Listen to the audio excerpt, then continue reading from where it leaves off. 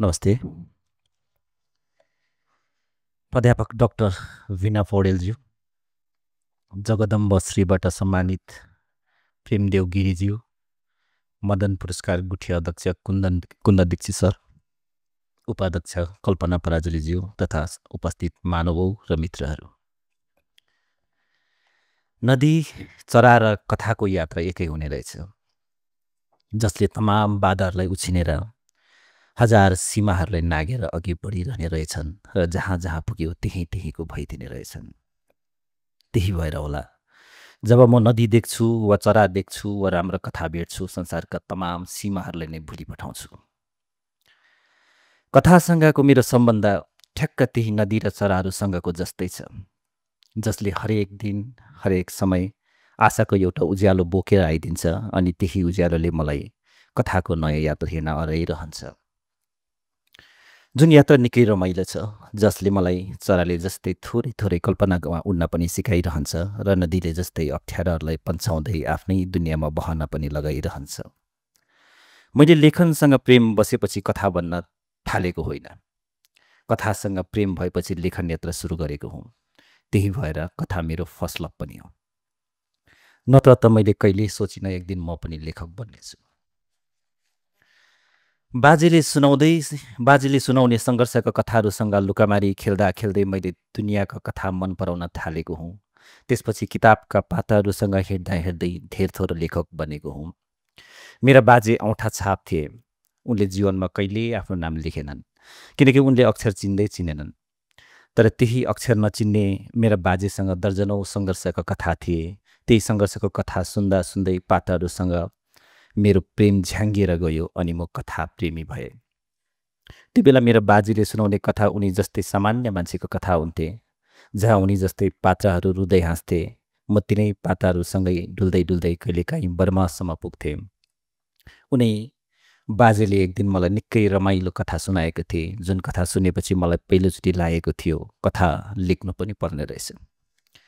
माथि आकाशतिर पुगिसकेका मेरो बाजेलाई सम्झिँदै म आज त्यही कथा यहाँ सुनाउन लागिरहेको छु, जुन एउटा सिपाही जीवनको सामान्य कथा थियो। एकजना सिपाही थिए, निकै अटेरी र लडाकु, जहिले बलको तुजुक मात्रै देखाइरहन्थे। मौका पऱ्यो कि लड्न अघि सरिहाल्थे। एक साँझको घटना हो। अफिसकै बडाबाउसँग उनको झगडा पर्यो। बडाबाउ शान्त थिए, तर्का मात्रै गर्थे। त्यो दिन पनि उनले तर्कै गरे। तर सिपाहीलाई बडाबाउको तर्का मन परेन। अचानक उनको पारा चढ्यो। हल्का मातेका पनि थिए। बडाबाउको मुखमा दुई मुक्का हानिदिए। बडाबाउ घुवाफट हले। सिपाहीले अझै दारा किटिरहे। अलिपछि सिपाही मत्थर बने। त्यो बेला पो बल्ल उनले थाहा पाए बडाबाउको दुईवटा दाँत झरेछ। सिपाहीलाई अलिअलि अफसोस पनि भयो। त्यही अफसोससँग उनी काममा फर्किए। दाँत झरेको 5 सालपछिको घटना हो। सिपाही आधा वैसे भइसकेका थिए। रिटायर भएर घर फर्किने भए। पेन्सनको कागज मिलाउन अफिस पुगे। अफिसमा पुग्दा पो उनी 3 छक्का परे। नयाँ अफिसरले भन्यो, यो तपाईको कागज होइन, किनकि यो नामको मान्छेको त 4वटा दाँत छैन। सरकारी कागजमा तपाईको आइडेन्टिफिकेसन त्यस्तो लेखिएको छ। सिपाहीले 5 वर्षपछि बुझे। त्यो बेला बडाबाउले किन हात फर्काएनन्? उनले बलले 2वटा दाँत झारेका थिए। बडाबाउले मुक्क नचलाई कलमले 4वटा दाँत झारिदिएछन्। कागजमा जे लेखेको छ त्यो त गर्नै पर्ने भयो नि। त्यसपछि सिपाही चुपचाप डाक्टरकहाँ गए। आइडेन्टिफिकेसन मार्कको निम्ति 4वटा दाँत झारे र गाला मुसार्दै फर्किएर पेन्सनको कागज मिलाउन आइपुगे। यो कथा सुनाएपछि बाजेले अन्तिम लाइन जोडेका थिए, कलमको तागत त्यति धेर हुन्छ बुझिस् नि।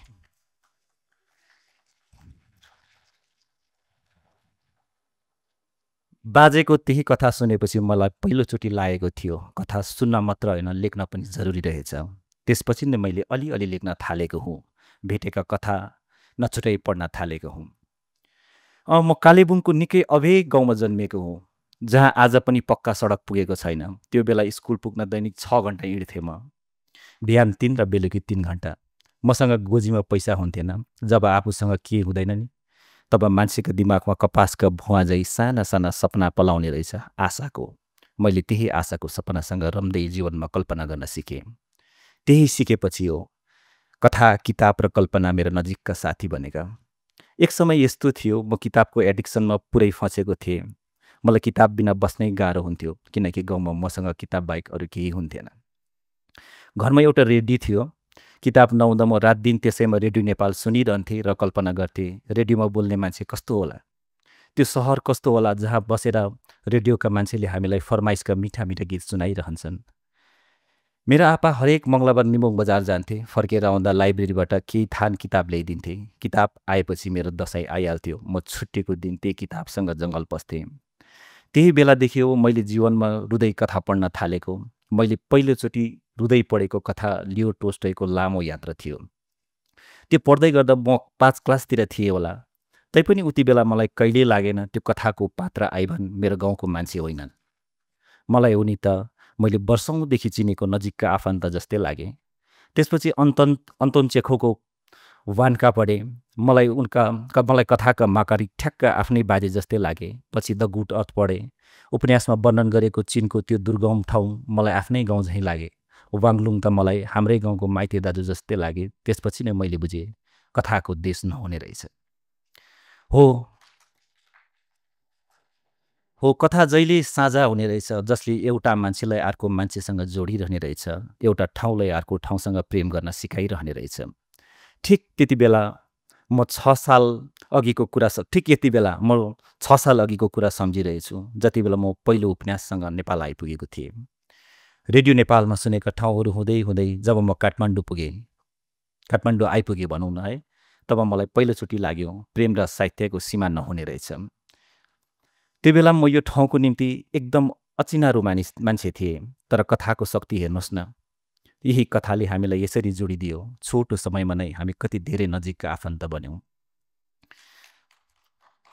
हिजोआज काठमाडौँ मलाई सहर होइन, अलिअलि आफ्नै घर लाग्न थालेको छ, जहाँ हरेक मोडमा म कथाका पात्रसँग जोडेको कोही न कोहीलाई भेटिरहन सक्छु। त्यही भएर होला कुनै बेला जब म एकदम रित्तो हुन्छु, मेरो लेखनीमा जब सुकौरो पर्छ, तब म यही नेपाल सम्झिन्छु, नेपाली पाठकलाई सम्झिन्छु। सानो अवसर पाउन साथ दुगरेर यतै बरालिन आइपुग्छु। जब म यहाँबाट फर्किन्छु, उत्साहको बर्सातमा थोरै रुजेरै फर्किन्छु। मेरो उराट लाग्दो मन फेरि हराभरा भइहाल्छ। म फेरि नयाँ कथा लेख्ने नयाँ मान्छे भइदिन्छु। यसचोटि अलि अलग भयो। नेपालबाट मदन पुरस्कारको घोषणाले मेरो लेखनीमा उत्साहको नयाँ बसन्त पनि लिएर आइदियो। मदन पुरस्कारको घोषणा भएको दिन म सिलगढीमै थिएँ। मलाई थाहा थिएन त्यही बेलुकी पुरस्कार घोषणा हुनेवाला छ। कस्तो संयोग! मैले कति दिनपछि उर्माल उठाएर अन्तिम पन्नामा आफैले लेखेको भूमिका पढेको थिएँ र कथाको पात्रहरूलाई सम्झिँदै महानन्दा नदीको किनारमा घुम्न निस्किएको थिएँ। नदी र कथाको संयोग यहाँ पनि हेर्नुहोस् न। त्यो साँझ मैले महानन्दाको किनारमा ठ्याक्क पुग्दैन यता उर्मालको निम्ति मदन पुरस्कारको घोषणा भइसकेको थियो। मैले नदीका किनारमा उडिरहेको चरालाई निहाल्दै फोन हेरेँ। मेरा सम्पादक तथा प्रकाशक अजित बरालले धेरैवटा कल आइसकेको रहेछ। आज उहाँ हुन उहाँहरूलाई मिस गरिरहेको छु यहाँबाट। कल ब्याक गरेँ। उहाँले खुसीको आँसु खसाल्नुभयो। तपाईँलाई बधाई। उहाँको आँखामा छच्रिकेको त्यो आँसु कथासँगको प्रेम नै थियो। त्यसपछि फेसबुक खोलेँ। मदन पुरस्कारले छाइसकेको थियो। अब मेरो फोन लगातार बज्न थाल्यो। मैले बहिरहेको नदीतिर फर्केर लामो सास तानेँ। एकछिनलाई फोन साइलेन्समा राखेँ। अलि भावुक बनेछु। कथाका पात्रहरूलाई पालैपिले सम्झिन थालेँ। 5 साल अघि जब म उपन्यास लेख्नको निम्ति डुवर्स पुगेको थिएँ, चिया कमानमा भेटिएकी महिला श्रमिकहरूलाई सोधिरहन्थेँ, तपाईँ आफ्नो नाम आफै लेख्न सक्नुहुन्छ? कातमा उर्माल भिरेर मेलोबाट फर्किरहेको महिलाहरू थोरै मुस्कुराउँथे र बुढी औँला देखाएर लजाउँदै भन्थे, कहाँ सक्नु, हामी त सब ठेङ्गा हो ठेङ्गा।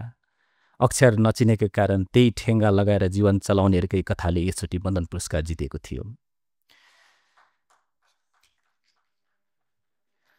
साहित्यले जहिले पनि वञ्चित, शोषित र मानविक कुरासँग सम्बन्ध राख्छ भन्ने कुरामा म जहिले विश्वास गर्छु। त्यही विश्वासकै कारण हो उर्मालमा पनि मैले शोषित र वञ्चितहरूकै पीडालाई लेख्ने कोसिस गरेको छु।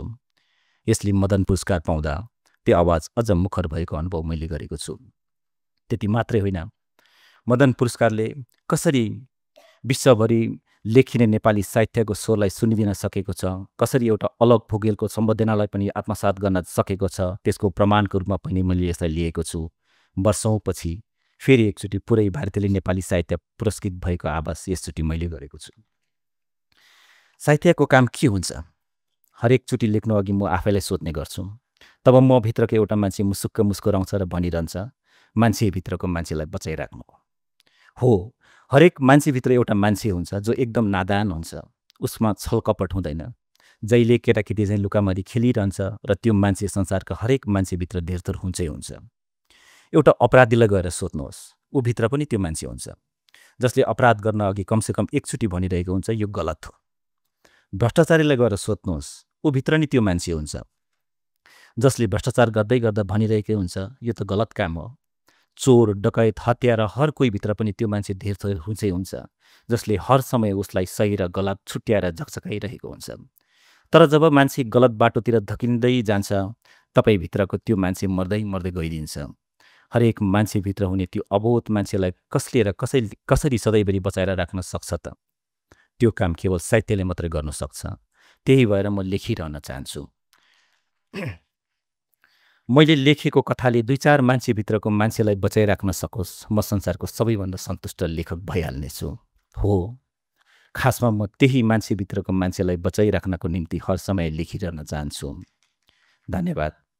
धन्यवाद मदन पुरस्कार गुठीप्रति, जसले उर्माल मार्फत पुरै भारतीय नेपाली साहित्यलाई नै सम्मानित हुने एउटा अवसर दिलाइदियो।